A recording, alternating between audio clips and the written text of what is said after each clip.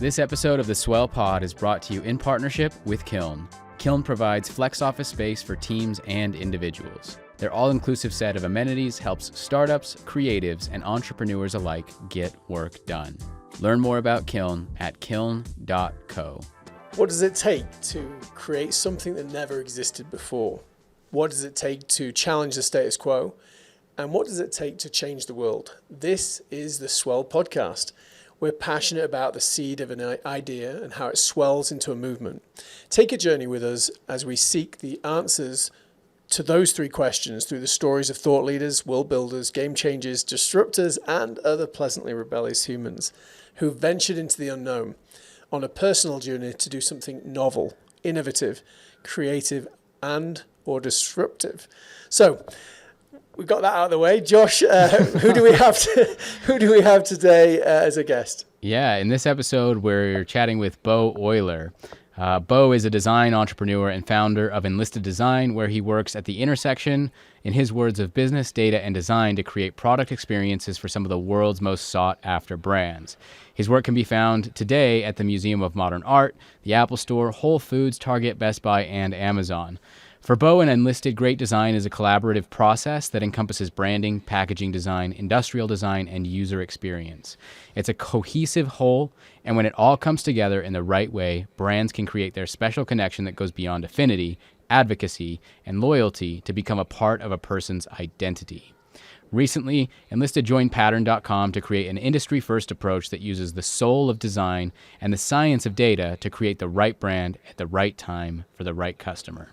When he's not at the studio, you'll probably find Beau cycling, surfing, snowboarding, hiking, and exploring the world with his adventurous wife and kids. It was a good conversation, Spencer. Yeah, it was. I think it made me think of a few things around just the importance of observing things, observing customers, observing problems. And this conversation, I think, gets into the meat of that. And yeah, actually, what I should have said, Josh, is, can you write me a bio like that? It's a good bio. I love his bio. But more importantly, if you go and look at the case studies on their website and the work that they've done, their work is absolutely incredible and beautiful. You would know it, if you bought an Allbirds, right, or an Arlo camera. Like, there's so many examples of just the incredible work that they've done. Truly just a fun conversation, especially when you're passionate about things like good design and good user experience. So yeah, I remember turning to my son who was on YouTube watching Mr. Beast on YouTube, and I said, we've just interviewed Beau, who is helping Mr. Beast, create an incredible brand. Yeah, exactly. And I love that, and I like what he says, in fact, around just to all of his customers, this is going to be expensive, but we're going to do an incredible job for your brand. So, and I think Beau has been super kind with us. We've had this episode in the can for a little while. He was so keen for it to get out, as we all are, because it was a great conversation. We hope that we're actually going to follow up with Beau and maybe get him on the podcast again to kind of bridge some gaps in time frame from when this episode was recorded and kind of what's happening with him now. But I don't know, Spencer, anything you want to say about that? Well, I think we are. We're interviewing him next week. So you'll hear basically a part 2 with Beau, which is going to be really awesome because they've done a ton of stuff since with their business and with new companies and some really great social goods work as well. So yeah, enjoy the episode today. Yeah, be sure to like and subscribe, and we'll talk to you guys soon.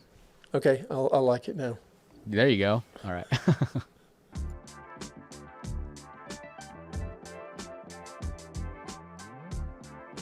Well, thank you for being a part of the Swell podcast. Absolutely. Josh, do you want to just give a quick description of what Swell is? Yeah. So and then we'll get into a question for. So we look at this idea that the culture within organizations, if you're not careful, it unintentionally evolves over time. Yeah. And so kind of our position is that you can deliberately and proactively, intentionally design your culture, and so that's kind of what we look at. We look at the entire employee experience, the journey of an individual employee to help intentionally build a business's culture that aligns with their vision and their strategy. So that can look like experience, it can look like content, rituals, symbols, various different things. But all of this adds together to create this kind of comprehensive journey of change and transformation. Yeah, interesting. Yeah. Okay. But That's thank great. you for being here. And Yeah. I want to kick it off and just ask you, when did you first fall in love with design? So my grandparents, like my family for generations is from California, mostly Southern, but I grew up in Central Coast. And we would go stay with my grandparents in LA. And my grandpa had this amazing wood shop, like the size of this room. And it was back behind their house in East LA. And so I'd go stay with them for pretty long periods of time. And we would just make stuff, just make things. Like he would just say, what do you want? What do you want to make? And then we would go out and make it. And I think that was my first kind of, as a kid, first introduction into design, right? Because you get to make decisions. What does this thing look like? How do you use it? How do you hold it? How do you use it and enjoy it? It wasn't until I was in my 20s that I learned that he was an industrial designer. I knew that he taught at a college in LA, that he taught design, but I'd never heard the words ID, industrial designer, until I went to school, told my grandparents that I was going to the academy for industrial design, and they just laughed. And I was like, what? And my grandma was like, well, what do you think your grandpa's taught for the last 30 years? That's industrial design. So I didn't even know it, that it was kind of taught, from the time I was 5 years old. That's amazing. Yeah, I love that. And Was there anything specific that you remember making in that shop? Yeah, guns. Yeah?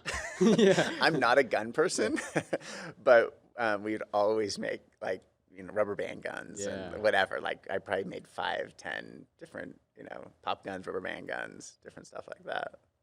That's awesome. And then puzzles too. We would take like this big sheet of ply and then like draw a picture throughout the week or whatever that's there. And then we would cut out a jigsaw puzzle on the bandsaw. So he'd teach me how to like make, forms and stuff. And then go home. I'm wondering how you marketed that and made some money, because I did something similar with one of my sons. But how did you feel then? Like right then, it sounds like it's a really positive, credible memory, right? Oh, for sure. How would you actually describe it? Describe the memory of making? Yeah. Just like to have a room full of tools, to learn how to use those tools, and then to be able to go and create something. Right? That's powerful. And I've thought about this a lot over the years, where especially now in kind of current culture, there's a lot of people who will say they're designers, and they're not, but they're amazing curators, right? Great style, fashion, lifestyle, product, whatever it is, like they curate really, really well. And I would say the vast majority of celebrities or influencers are really talented curators, but that's not a designer. A designer is someone who can take nothing and make something of that. Like create it from nothing. That's really interesting. So, because this is a theme that's come out actually in some of our other episodes. Okay. The idea of curating, whether it's two different things, putting them together, and ultimately creating something new. So, in your opinion, is there an element of design though that says if I take this and this and I curate them together as an experience, I guess, or as a combination of the two, it's just a different form of design, or I don't know. Yeah. I think it's a different depth of design because you're right. And you have people who are, interior designers. They're not designing the products themselves, the furniture themselves. They're curating and designing an overall space or an overall experience. And that's cool, right? It's definitely design. But when you look at that next layer of depth, and it's somebody who is looking into the world of a consumer and then able to create something that doesn't exist today, that solves the needs of that consumer or brings that consumer joy, then there's that intangibility, right? It's like the difference between somebody who can curate an amazing Pinterest boards of things that exist, or somebody who can start with a blank sheet of paper and create something from it. Draw something out that you've never seen before. Is that what I guess, really makes you tick, the idea of that nothingness and just having to forge through, I guess, that unknown into something that is completely new and novel and just, I don't know. It's so scary. Yeah. It's so scary to look at a white sheet of paper and have a deadline and be like, what does this need to be, right? But the thing is that it's not art, right? It's design. And there's a big difference between art and design. An artist can come and sketch something beautiful or paint something beautiful or sculpt something beautiful it's a one-off. It's one piece of expression. And design is very different from that because we pull from data, we pull from insights, we pull from market trends.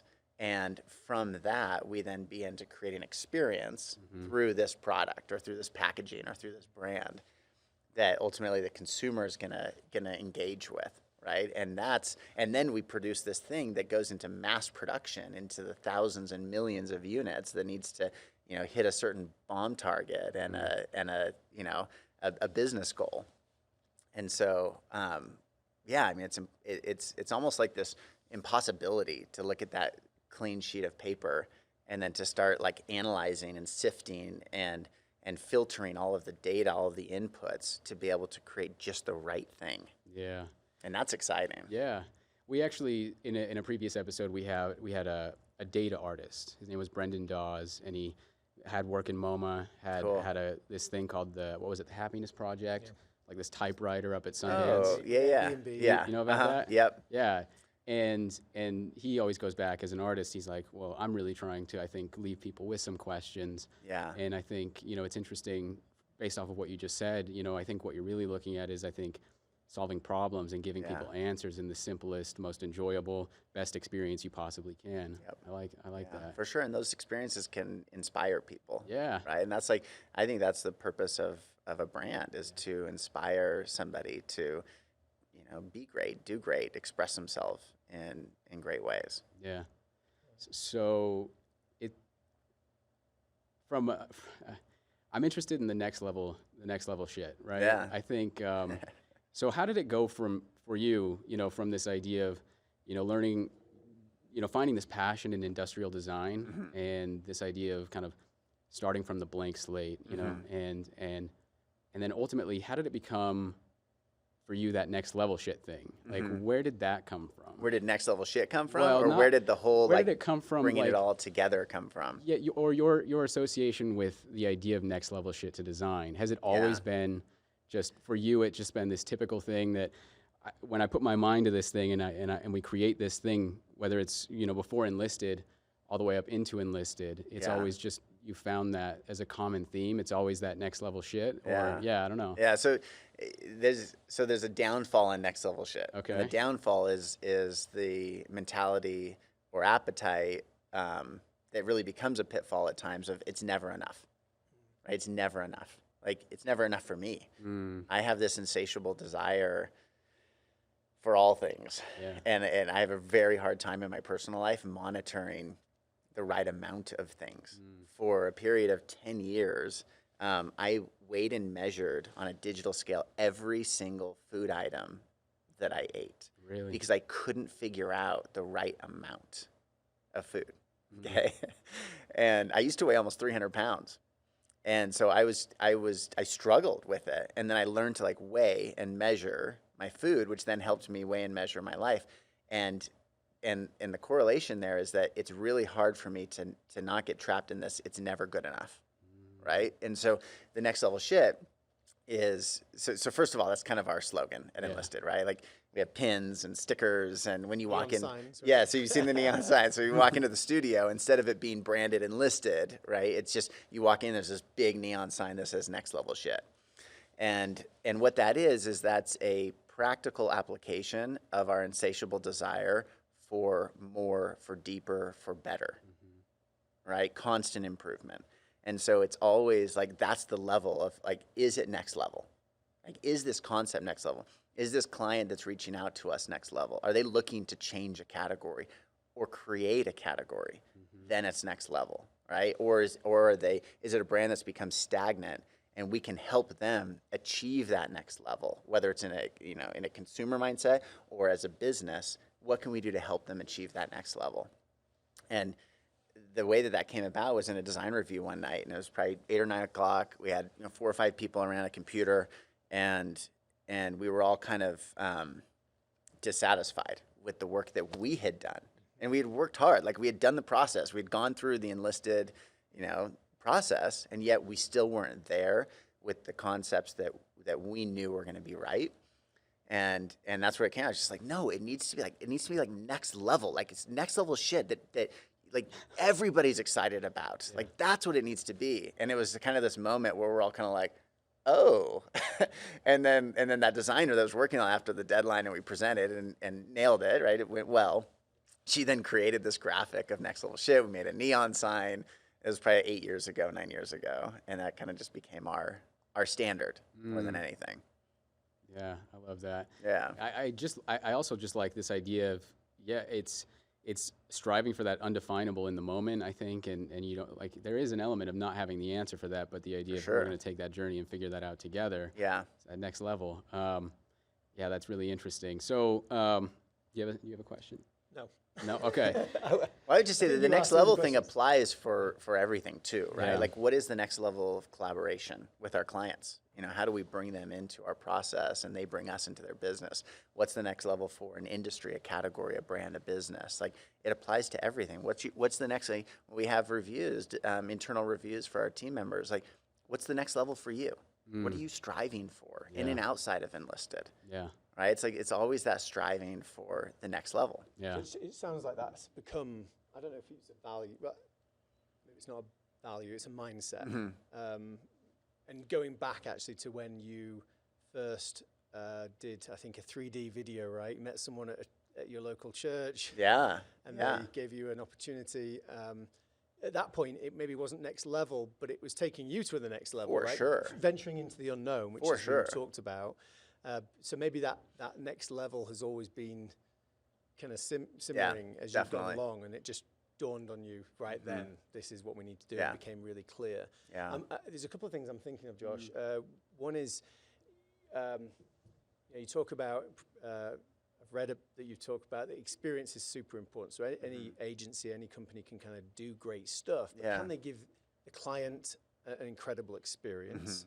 So I'm wondering, I mean, it sounds like that has helped you ask at every level, at every touch point with the client, not just their customers, but the actual client that you're working with, what can be next level about this experience. I'd love to know, like, a couple of examples of where you've, like the detailed kind of touch point that you've introduced into the experience with your clients. Yeah. And then I maybe bridge into possibly how that has impacted, you're expecting a team and building a very talented team that has that same mindset, the DNA inside the culture of your organization.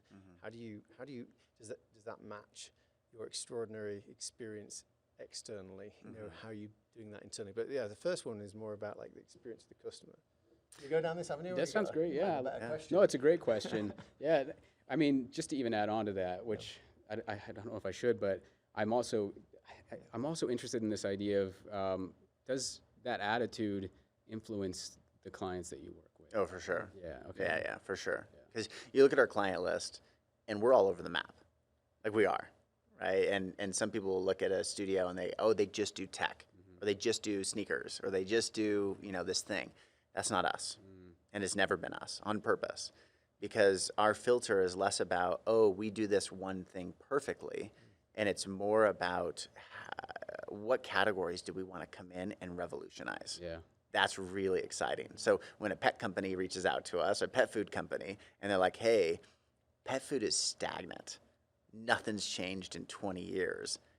And we want to change the category. We want a food revolution like Jamie Oliver did in 2010. We want to do that in pet. To me, that's so exciting. Like, it's like Steph Curry. Like, let's ruin the game. Like, let's go in and just change a category. And so, we do that. Like, we like to come in and be first into a category. And so you look at some of our clients like Nestle or Purdue Chicken, or doing work with Smithfield Meats right now, where it's like, well, why would you work with a big, bad CPG, farming company like that?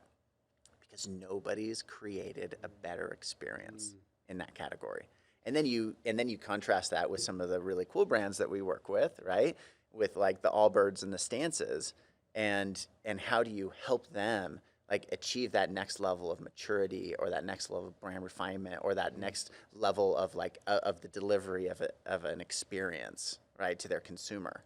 And so, I think that for us it's like going in and disrupting, or revolutionizing a category is really important to us and really fun. So that gives us a filter of who we're going to work with. Yeah. Right? Great. Like we're not an extension studio. People will come to us and like, oh no, we have a design language. We just want you to extend it into these 3 products or whatever. And we're like, meh. Come to us when you're ready to launch a new sub brand, and then we can come create a strategy around that, create the products for that sub brand, create the branding, the identity, the packaging, the launch, the experience. That's where we thrive the most. Yeah. How much, I know there's probably a couple of other questions that I could go back to there, but how much exploration do you do to discover the right type of disruption you want to attack? I mean, I know that you probably don't do much advertising. People come to you word of mouth. We don't do any advertising. You have a certain criteria to figure out whether they're ready to do Yeah. next level work. But how much exploration do you go out and find these categories that you'd like to address? We do to some degree. I would say, business development is tricky for us. We really don't do proactive business development. It's all relationships. It's all clients that we've worked with. Like the client that I mentioned reached out last night. That came from an introduction from another client, right? Like that's just kind of how it happens. Or they read an article or listen to a podcast. Something that, awards are big for us. Like that brings people in, but we don't. Yeah, I mean, it's not so much that we're like, oh, we really want to work in furniture, and so we are going to hound Herman Miller until they let us in their door. Like that's just not our style. Like we're doing what we do. We're changing categories. We're elevating brands. We're creating new brands. And if a company or a brand has an appetite for that type of work, they find us. Got it. And so might be go down the wrong avenue here. You'll have to stop me in a minute. No, go the for it, social good stuff. So Yeah. you clearly, as the work comes in, you're trying to solve a real problem, a Yeah. real human problem, and Yeah. and sometimes you don't actually know what that problem is necessarily, or the human impact until you work through the Yeah. the process. Are there some? Maybe this can come toward the end, but where would you like to make impact, human impact? So 2017, we worked with a company out of Tanzania, Zola, and they've brought an electric power grid, solar power grid, to villages that have no infrastructure throughout Africa, and that was a changing point for us. It was like 2016, 17, because it was our first project really doing something in social good, where it was creating a very well-designed product and a very well-designed experience for people who have less than any of us can fathom, right? The user testing was interesting. We'd send concepts over, and the feedback would come back between, which concept are you drawn to and why? And they'd be like, I've never had electricity before. I'm happy. It's like that was the kind of feedback. So it's like we had, from a design, aesthetic design, we had to kind of drive that ourselves to some degree. But that was our first foray into social good. From there, we have made a pivot where we've focused on a number of different social good programs, whether it's female empowerment. We have a new kind of health and beauty brand that's going to be launching this summer called Sadie B, and they're based here in Salt Lake. And you'll learn a lot more about that. It's backed by some really strong players, and it's 2 teenage girls who are sick of just the rhetoric of just beauty. Yeah. Use these products so the boys will like you. And it's like, I'm way more than that. And so they're creating a brand. We're creating a brand together. And we've come in as an investment partner with them to create a brand to empower girls who are there to get shit done. The cool girls who are amazing. Who are getting it done. Yeah. And so that's really fun. We're also working with a company out of Nairobi. Do you guys know who Chris Sacca is? He's like been a guest on Shark Tank, and he's one of the early investors in a lot of the big San Francisco tech companies.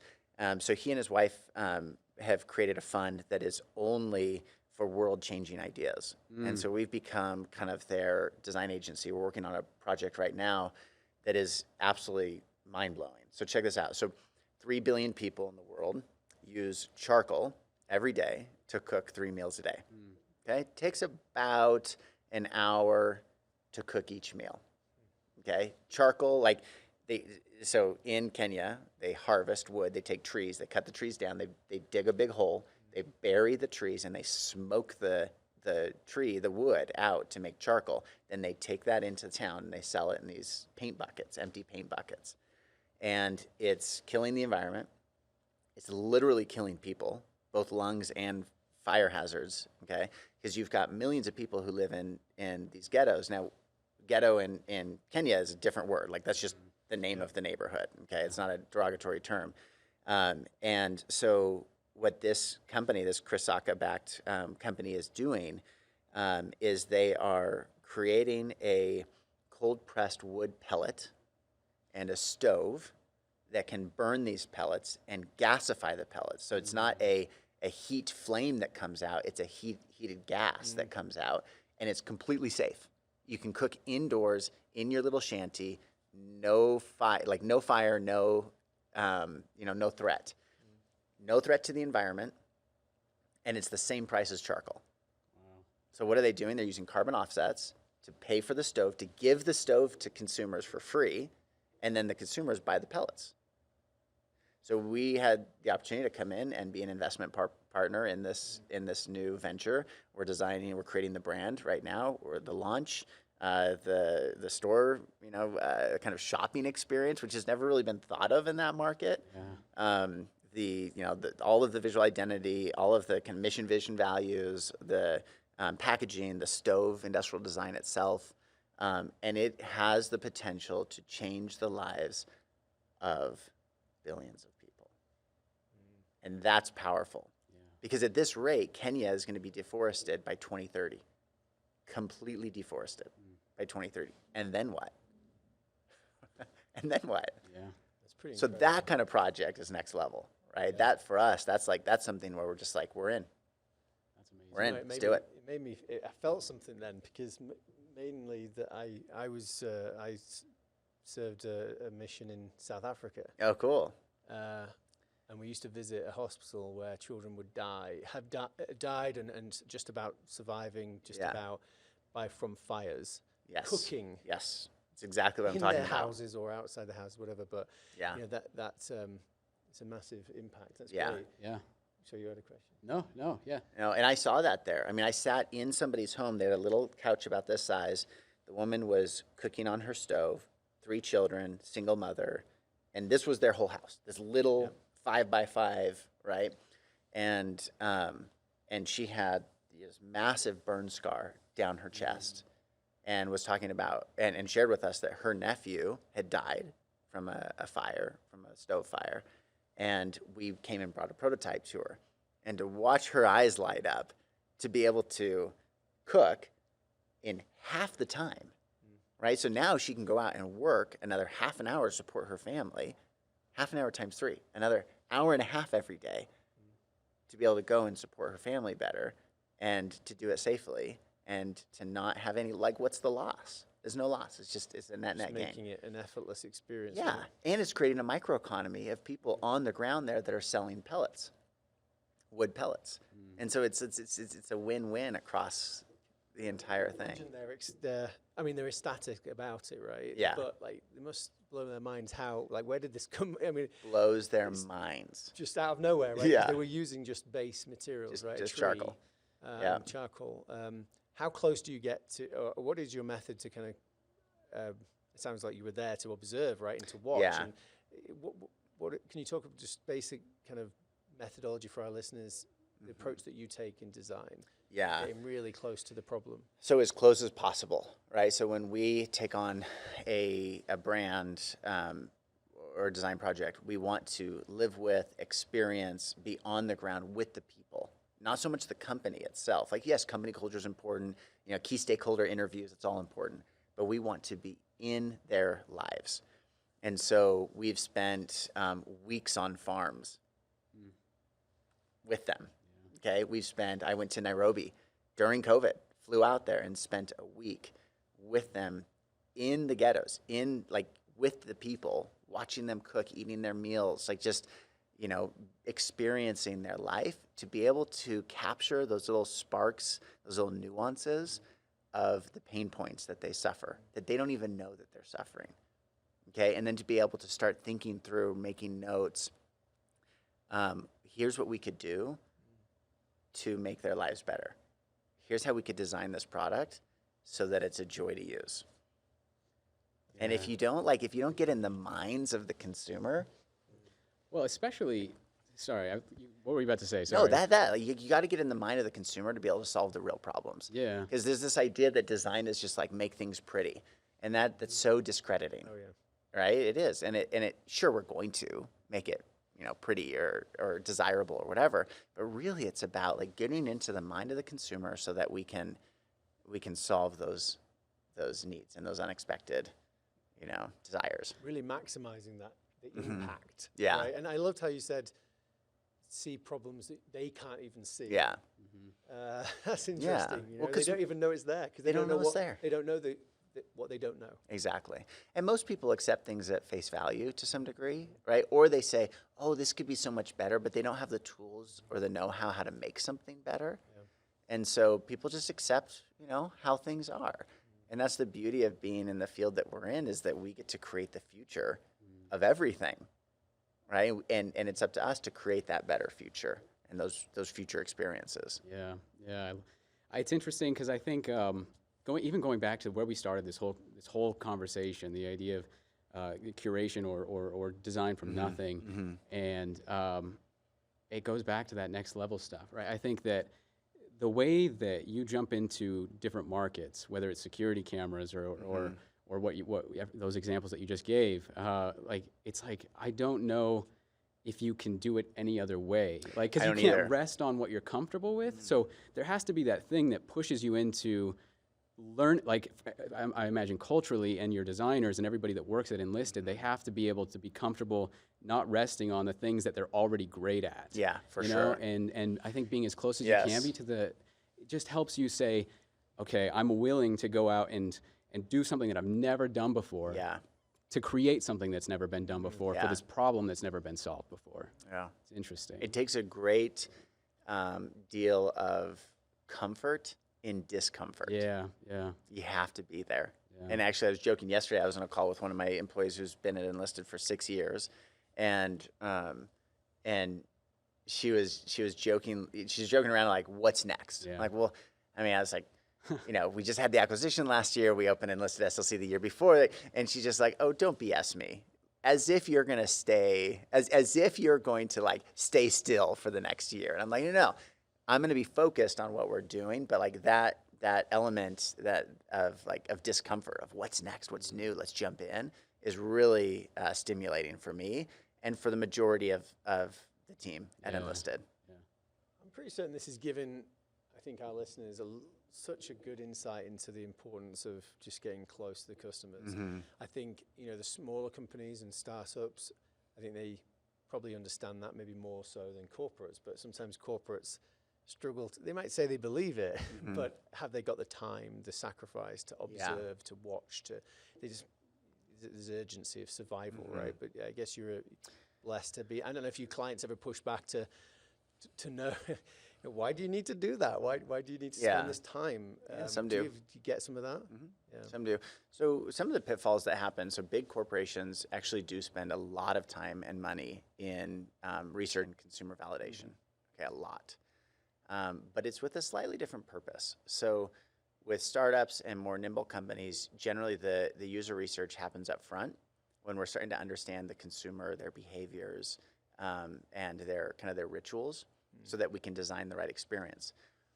Whereas some of the larger corporations will design the experience and then spend their time validating those experiences so that they can validate it up the chain. Okay? Stakeholders, right? Correct. And so I think one of the things that we can bring to the table is the right blend of both of those experiences, both of those the side of the process, right? Where at the beginning, let's really understand the consumer and what they need. Let's help the brand tell their story in a meaningful, authentic way. And then let's validate it with consumers, learn from them. And sometimes it's the same consumers. So we'll go into people's homes, or now, Zoom interviews in people's homes, and we'll learn from them and their rituals. We'll then go and design and come back to those same consumers and say, here's what we heard, here's what we've created. And they're like, oh my gosh, like that's it. Or they'll be like, no, that's not really what I meant. What I was thinking would be nice is X, Y, and Z. Yeah. And it's just so you learn on both sides of that. Yeah. So great when you listen, when someone really understands that you understand, Yeah. it's that you exactly, they say exactly, or they say spot on. Yeah. I mean, you now understand what I mean. And I like your point around the importance of that balance between, I don't know whether it's, I might have got this wrong, but, kind of innovation and process. I mean, you're trying to do both all the time. And you mentioned, what's a trend right now, is designers being brought to the table, I think, within organizations much more, I think. And I think there is that stereotype that's being broken right now about it's more than just pretty, right? And, I mean, Envision as a company released a book helping designers become better at talking business, or better existing within businesses, right? And I think that's a lot of what you're talking about right there. And if I was just to ask, what else, if you could advocate for that, like help people understand why bringing designers into strategy, into systems and various things like that, like what, just advocate for that a little bit. Yeah, because, absolutely. Yeah. So I think that I love that trend. It's been happening for a while, in fairness, right? Yeah, I mean, Bob Brunner 10 years ago was the first one that I knew of to say, designers need to earn a place at the table. But what he said about earning a place is really important. So it's not just a matter of, in order to be cool today or to be, whatever, like you need to have a CDO or a CCO or whatever. Like we need to earn our place there. And in order for designers to earn their place at the business table, we need to understand how design impacts business. And there's a lot of decisions that go into the design process in order to impact positively or negatively the business. And so you need to be smart about it. Yeah. And you need to educate. Designers need to educate themselves on business itself. Like we have a book club at the studio, and we have, I wouldn't say it's monthly, but maybe every other month we have a book that we'll read, and then we'll discuss it. And guess what? They're not design books, right? They're business books. They're business strategy books. They're process books. It's that balance again then. Absolutely, right? It's that balance. And so, I think the biggest thing is that we need to earn our place there. And anytime that a company comes to us and they're like, hey, we want to work with you, we're going to do this thing, and we'll quote it out and everything, we can tell a lot about the company and the way that they respond, right? It's like, it's too expensive, or, it's too long, or, it's too whatever. And you can learn a lot about the value that they put on design and the way that they see it. And so sometimes we'll engage with a company like that to help to infuse a design culture into their company. And other times we'll run for the hills. It just depends on the opportunity. But what we do specifically is bring our clients, we were usually MBAs or marketers, CMOs, CEOs, into our design team and make them kind of an honorary member of the design team. Likewise, once we build that relationship and trust, they bring us into the business team, even on a client level. So that's much easier to do when you're in-house, right? Because you're part of the infrastructure. Yeah. But when you're an agency, it's a little bit harder to do because you're not in the business. But we've been really successful at it. I remember years ago we had this, when we kind of started with the idea of Enlisted, it was about enlisting our clients into our design process and them enlisting us into their business goals and objectives. And that's why we named it Enlisted. And one of our very first clients was a brand manager at Nestle. And we had this 2-day workshop to create a new brand, okay?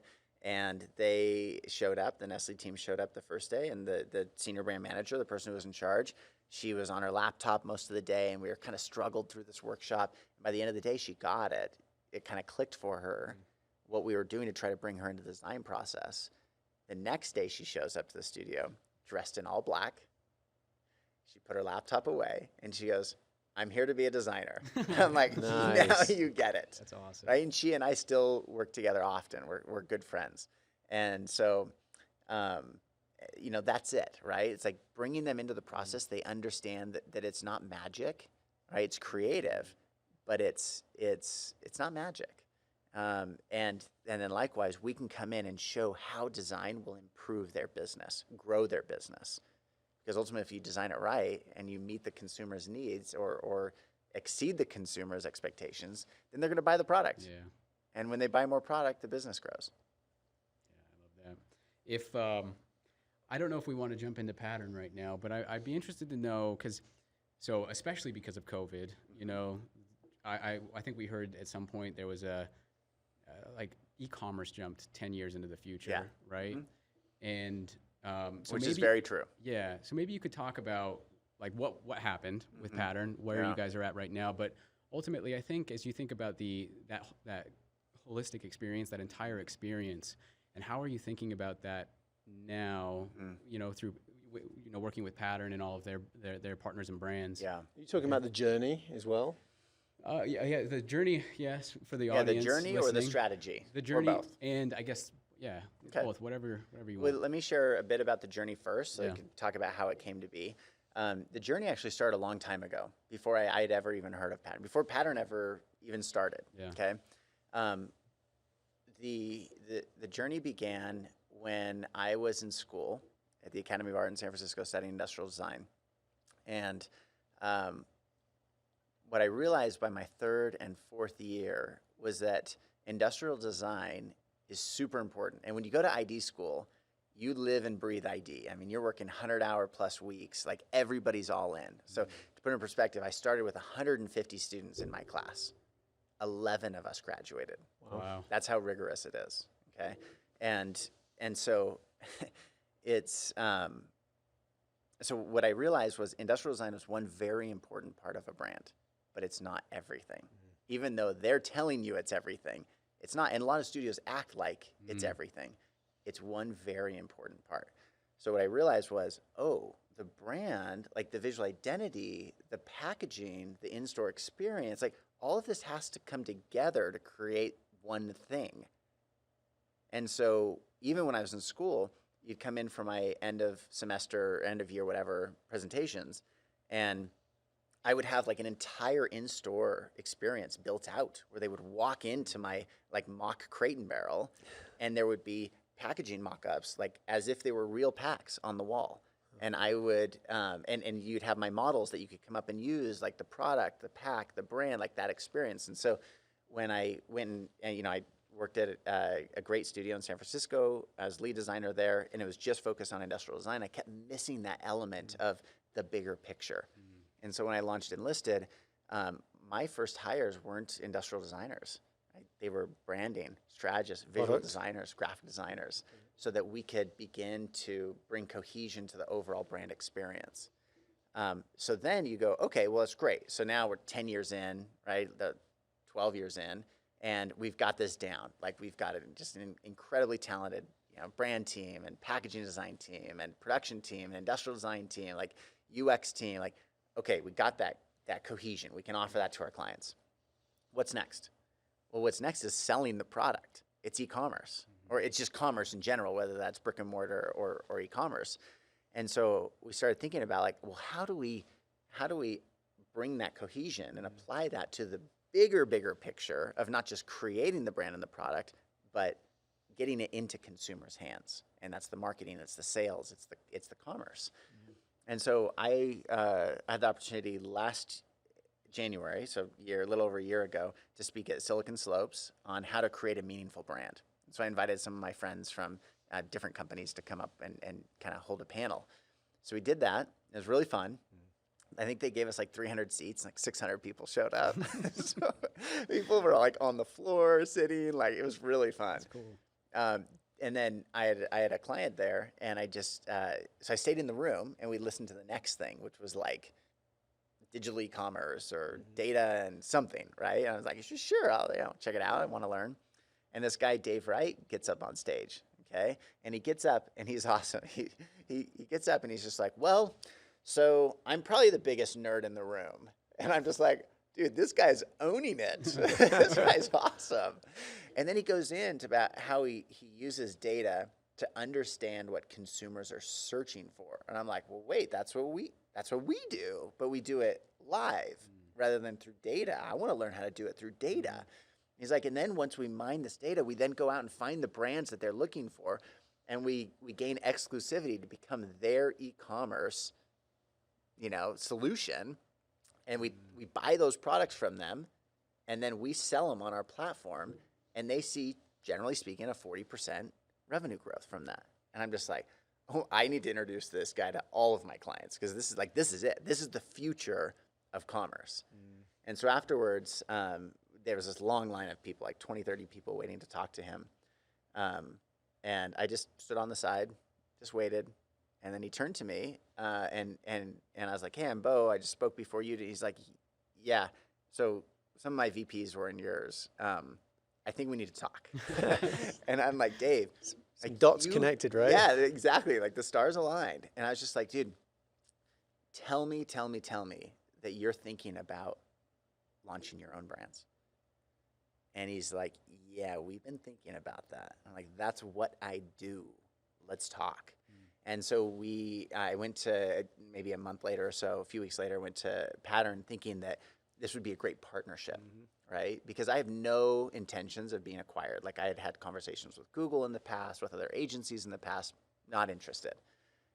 So we went in and we kind of did this co-pitch thing of how could we do this thing? And after we were in the conference room with the C-levels for like 2 hours. And then after that, he's just like, Beau, come to my office. We need to talk.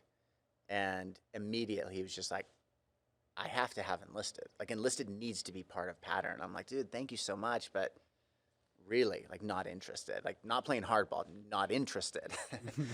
We have a very unique culture, and I want this to continue to grow. And he's just like, Beau, that's what I want. Like I want you to continue do what you're doing, but I want you to do it for our clients as well. And I want us to start doing things ourselves. Like, what if we start launching our own brands? Well, that's always been one of my goals, right? Like, how do we apply what we do for our clients for our own brands? Years ago, we launched a brand called Urbio, right? Yeah. And it's really fun little magnetic pots that you can organize stuff or plant stuff in. We went on Shark Tank and did well. Grew the brand to like 3 million, and then sold it. And that gave me that appetite of like, ooh, like I want to create my own brands. And so what Dave and I did is we came to a place where it just made so much sense to join Pattern and to be part of that, to be able to offer creative to their partners, and then eventually start acquiring brands that are doing well but need to be rebranded, redesigned, and relaunched. Acquire those brands, bring them into the Pattern ecosystem. We come in and do the Enlisted, process, the Enlisted magic, and then relaunch them into Pattern. And then we come in, we use the data to understand where white space opportunities are that obviously are going to be non-competitive to our clients, but like white space opportunities, and then start launching our own brands and products into those categories. So that's what we're doing. And we just acquired our first company about a month ago in the health and beauty space. And we're in the process of rebranding, repositioning, redesigning their entire product line.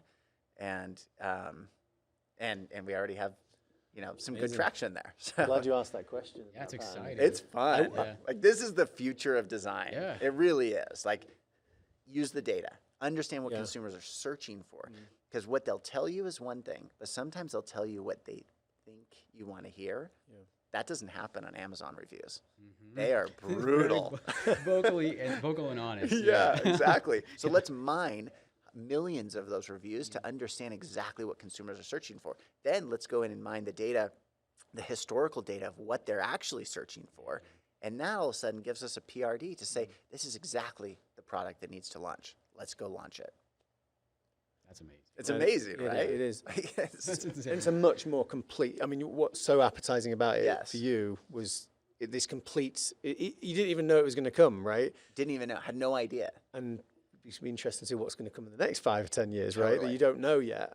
But to complete that picture, I want to move on to a question around. You mentioned the importance of, your hesitancy was even about protecting the team, right? The culture. Yeah. I'm going to go down that avenue in a minute. Do you have anything else more about pattern? Because No, other than I just want to make a comment to that, that it's like in the truest form, that exploration, that thing that you're going towards is as next level as it gets. And I just want to continue pointing that dot back to, I mean, it's so core to your story. And it is amazing to think about 10 years, like what is going to be that next level. And I don't know, I have no idea where you're going to be. Yeah. But you're going to be doing something for sure. Just amazing. Well, I'll tell you what the next 10 years look like. Okay. So I'd say this is the first time in my career that I've had visibility into the next 10 years. Yeah, okay. Really? Because of the data? Is that what you're saying? Because of the infrastructure that we've built between Enlisted and Pattern. right. And that we're building.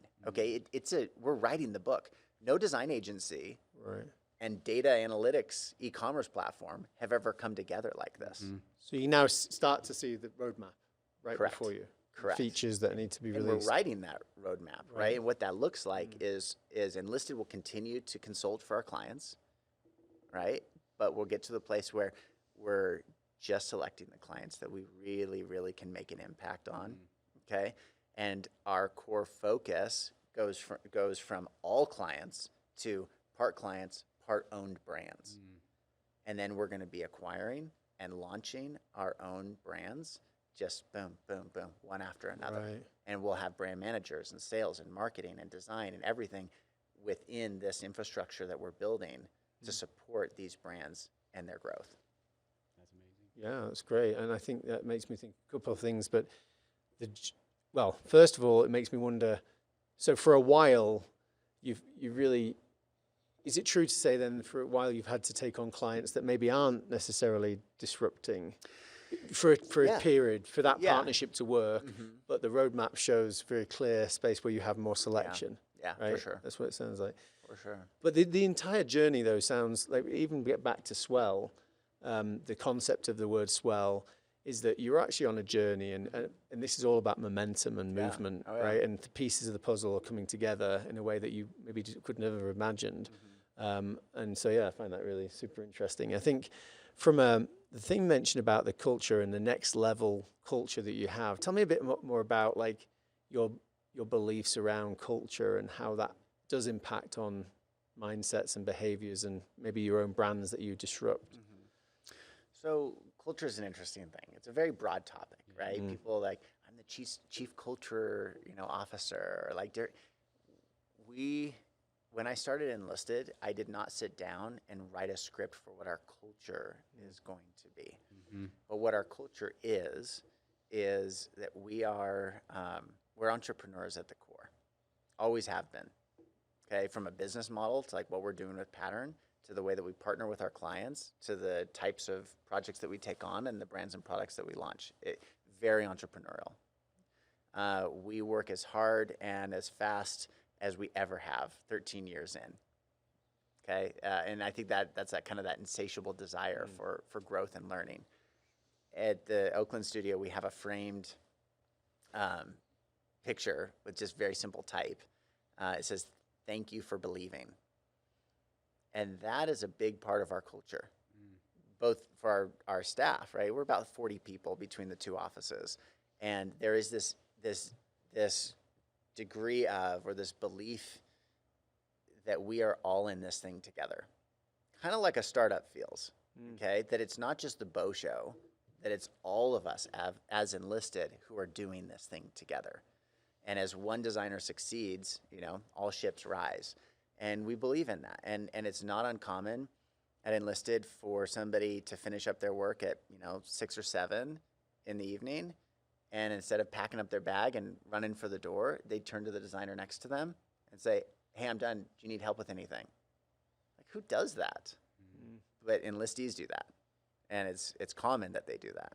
And now they do it over Slack, because everybody's at home. Yeah. And so the culture is this: we're all in it together. We believe in what we're doing. We believe that we're making a difference for the brands that we work with and for the products that we create, the experiences that we create. And ultimately, the real purpose is for us to create an environment where designers are going to have the opportunity to do their best work that they'll ever do in their career. And that's something that we talk about often. Like, what's the purpose, internal purpose of Enlisted? It's to create that environment where designers are going to be, and not just designers, account people, strategists, like where employees are going to probably be pushed the hardest that they ever will in their career. And from that, they're going to grow the most, and they're going to do their best work. And they'll always, ultimately everybody leaves at some point, right? And when they do, my goal is that they look back at their years at Enlisted and think, you know what, those were probably the hardest years, but the best years, because that's where I grew the most as a person and as a creative. Yeah, that sounds like, even your background of teaching, you have a desire to yes, stretch people, do the greatest work, but through that process, you're really building individuals that are going to be capable of much more than they were at the beginning, right? Very much so. Would you say that your culture perfectly matches the extraordinary experiences you provide your clients? Is it nearly there? What do you mean by that? I'm wondering, just, when we talked even with Bentley, they talk about these extraordinary experiences and products, and that is a massive advantage. The fact that you're doing very meaningful work that not every company and employee has the opportunity to do, that makes a big difference, because you must feel just so good about what you're doing. But sometimes we put a lot of effort into that work for the client. Sometimes there are gaps, right? People aren't always perfectly happy. Yeah, of course. And it doesn't quite match that extraordinary experience. Yeah. You're building it for the customer, but maybe not so much for the people, or maybe it's just slightly less. I'm just curious to know. No, that's an absolute reality. So last year, I was able to bring on somebody who I had been talking to for about 5 years. His name's Nick Barrett, and he has ran 4 out of my 5 biggest competitor studios. Okay. And so we were able to bring him on as managing director of Enlisted. And one of the first things that he did was say, hey, I want to get a real grasp on how people feel about Enlisted. And so we met one-on-ones with everybody in the company. And then he authored a blind survey. And we put it out there. And we dug deep, okay, on Enlisted, on their experiences, on everything from salary to hours to projects to collaboration to communication to benefits, to you name it. It was all in there. And it was our first ever employee engagement survey that we've done at Enlisted. And so when we think about the experience that we're offering our clients, that's our outward facing element of the brand, okay? But our inward facing needs some work. Some TLC. It does. It really to get does. to the next level, right? To get to the next level. And so that was very enlightening to get that data, right? To understand. And some of it was numeric data, and a lot of it was qualitative. That people did a lot of writing. So almost every question was like rank, 1 to 5 or ABC, and then almost every question had a write-in. And I was amazed and so happy that people wrote a lot. And so we got a ton of insight into what is the day-to-day experience, both good and bad, at Enlisted. And then we created a subcommittee of 7 employees from every group within the studio. And we're just tackling. We made our top 5 priorities that we're going to tackle this year, and we're making changes immediately. And some will take a year or years to change, and other things we can change immediately. And so we're working on it. Work in progress. Was it uncomfortable? For sure it was. For sure it was. What, was there one thing, not the uncomfortable I didn't get bit? to take the survey, by the way. Oh, well, you should be able to do that, surely. No, it may have skewed things a little bit. Was there one thing that stuck out, that positive or constructive, whatever, but one theme that you really wanted to get to the next level that you're working on internally? Yeah, there's a number of things. I think that the number one thing that we need to focus on is balance. Right, it's just balance, work-life balance, stress balance. What are we offering? How do we offer the best all the time, but in a way that is balanced? It's kind of like what I said earlier, right? It's like I have a tough time balancing things. I'm all in. Like if I'm going to take something on, I'm all in. And so, that's great, and that makes us who I am and who we are. but we need to find that balance to be healthy. So we're working on that. That's great. Well, we were, I think, told that there's a story about Oh yeah. the move from your old Oakland office yeah. to the new Oakland office that I guess is a pretty good story. We don't know what Whoa. makes it a great story, but maybe How you did know. How did you know? How did you hear about this? Well, This is great. It's all You did about, your homework. it's all I about love it. discovery. So what I assume you're referring to is I'm pretty scrappy and financially frugal, and we run a tight ship that way. And so we're all strong people. We're healthy young people. You do it yourself, right? Let's move.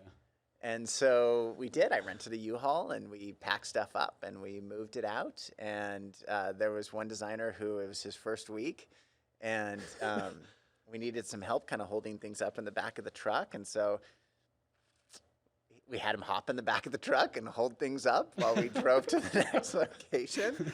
And we camped out. So what it was, it was not that we moved from one studio to the other. We've been in the same location for 13 years, but we started with one of the offices on the second floor of this building, and now we've taken over the entire floor. And so 4 years ago, when we took over the whole floor, we gutted the entire thing and rebuilt it to what, to the physical, spatial experience that we needed at Enlisted. And so we moved out into a temporary spot where we were all in one room about this size, no windows, no daylight. It was awful at a temp space. And so what we did is we had to move the stuff over there and then move it back in. And we did a lot of the demo ourselves. We grabbed sledgehammers and knocked down walls, and we did a lot of the work ourselves. And of course, we had a contractor come in and build out the space and everything. You didn't do that one, right? No, we didn't do that one. But I think that's probably it. Was just this DIY nature, right? It's like, hey, we're gonna do it ourselves. Let's go. Yeah. We're capable. I like that So- scrappiness. It's a bond. It's bonding as well. It There's is a- bonding. yeah. It totally is. And So- when you see those photos, some people cringe, and some people are like, "That was awesome." Remember when Dane was sledgehammering that wall? So I think what we've done as we've matured as a company is realize that yes, we can do it ourselves. And this is kind of this is what I needed. One way I needed to grow is, yes, we can totally do it ourselves. But where's our time better spent? Is it better spent creating better experiences for our clients and their consumers, or is it better spent packing ourselves up and moving and sledgehammering and manual laboring? Now, obviously, let's do what we're here to do. Yeah. So we do a little bit less of that these days. It had some purpose, right? But yeah, you said sure. find the easiest way to do things probably. Yep. Right. That's great. Well, if people, thank you so much for coming, by the way. Absolutely, it's great. We loved just chatting to you. We're super excited about this conversation, getting to know you much better and what makes you tick. If people want to contact you, individuals, companies, how would they do that? Yeah, so enlisteddesign.com, our website. We've got a portfolio there. It's not the latest work. The work that we do is so future casting that it's tough because you look at our portfolio on the site, and I love our portfolio. Like, it's really fun work, good work. But I'm like, oh man, we did that forever ago. So website's a great place to come and get a feel for the work that we do, and they can contact us through the site. I'm also very open, so people can contact me directly, Beau@enlisteddesign.com, and I do my best to filter through and respond. So Wonderful. Lucy, you've been listening? yeah, we do. So yep, @EnlistedDesign is our Instagram, and then also LinkedIn, Enlisted Design, or Beau Oyler. We'll probably cut this bit out, but this is my daughter speaking over there. Do you have a question? Yeah.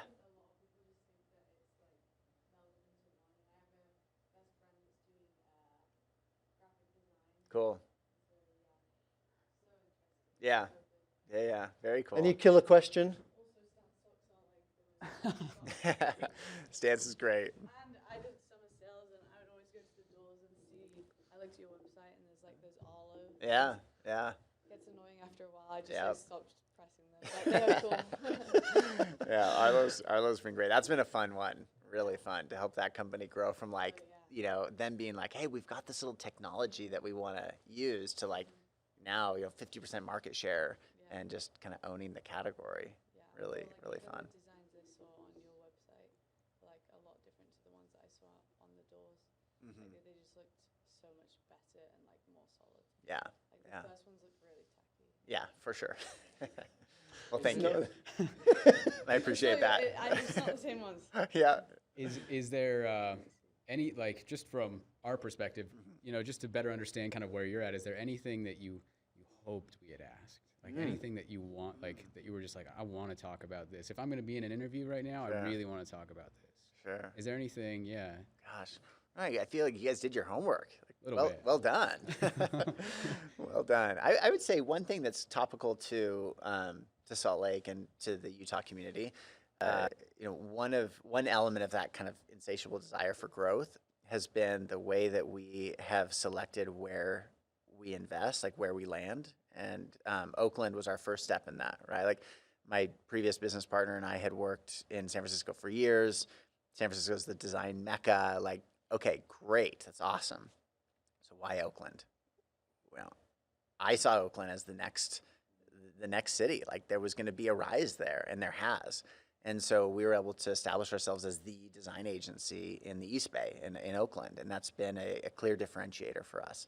And then years go by, and I was looking at different markets. We took a serious look at Portland, okay, and opening up a second studio in Portland, because I want to not only understand but be part of what's next. And so asking the question, like, what cities are next? Like, who's rising next? And so after Oakland, we looked at Portland, Austin. We looked back east a bit, but ultimately, even though there are some great creatives in Salt Lake and there's a really cool community here, no agencies from San Francisco or New York had come into Salt Lake. And we kept doing more and more work here. And this whole Silicon Slopes thing was happening. And it was like, it was beyond awareness, right? It was like, whoa, there's something big happening and I want to be part of it. And so even though, my roots are in California and always have been, I kind of started falling in love with the entrepreneurial scene here in Utah. And it's just so refreshing. And that's funny. I think it's funny hearing that from somebody from San Francisco, from the Bay Area, because it's like, well, it's Silicon Valley. Like, it's the birthplace of innovation. But I would say that there's an even greater entrepreneurial spirit in Utah and some of these emerging kind of rising cities than in the Bay. And so, yes, our headquarters will always be Oakland. And I love Oakland and the Bay Area, San Francisco. Like, I love it, right? Like, that's my roots. But it's been really, really fun to be part of this uprising and the Silicon Slopes thing that's happening in Utah, and to come in here and just play nice and offer a whole nother level of design to the companies here that are growing. And that's been really fun. Is there a third? Overseas? We've had opportunities. Edinburgh? Yeah. So we've had opportunities in the UK. We do a lot of work with an audio company in Copenhagen, and they've asked us, hey, what do you think? Like, could there be a third, fourth, fifth location somewhere at some point? Possibly. My core focus over the next really 5 years is to build something that's never been built before, and that's what we're doing with Enlisted and Pattern. That's awesome. Well, can we have you back on at some point in that journey? Absolutely. Maybe it's a year or 2 years, I don't know, but we would love to follow up with you on that journey and just continue to just learn from you and share that story, I guess. Yeah, I would love to. Cool? Yeah, for Thank sure. you. Thanks, you guys. It's been fun. All right. All right. Thanks for hanging out with us, everybody. We hope you enjoyed today's episode of the Swell Podcast. Be sure to like and subscribe. And if you did enjoy the podcast, please be sure to leave a review and get involved in the conversation on all the major socials at the Swell Pod. We'll see you next time. Thank you.